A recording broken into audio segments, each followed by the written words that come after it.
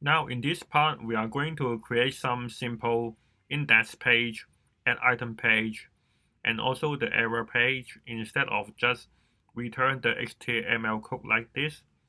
So now we are going to create a folder called Views. And inside here, we create the index.html. And then we just use the image to create the index. And now we just type a header to indicate this is index page. And then we copy this and we change the name as the add item page. And we change the header to add item. And also to create the 404 page or the error page. Now we already created these 3 pages. Now we can go to the app.js, and instead of return the HTML code directly, we are going to return the file. So we use the response.send file, and then we use the relative path. We use the views and index.html, but the Express need to know where is relative from. So we also need to pass the second argument of the root,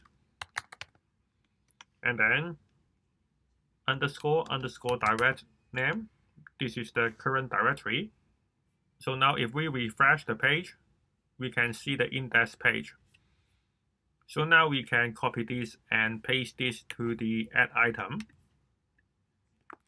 And we change this to add item.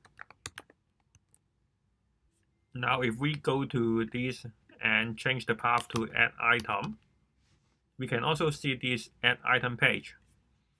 And if we go to the page that doesn't exist, we will get this error. So to fix this, we have to use the app.use. And at here, we also copy this and paste here. And this time we are going to return the error page. So now if we go to this path again that doesn't exist, we refresh.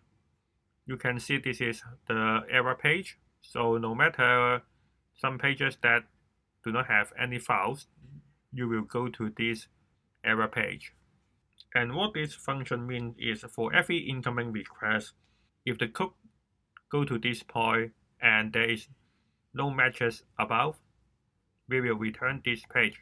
So we just can put this code at the bottom, because if we put this on the top, just like this, and every request will go to this page and will not go to the next line of the code. So for example, if we just go to the index page, it will also just can go to the 404 page because it already fulfilled this requirement. So we have to put this at the bottom. So now again, we can go to the index and also the add item. And if there is some request that doesn't exist, for example, we type SSS, it will go to the error page.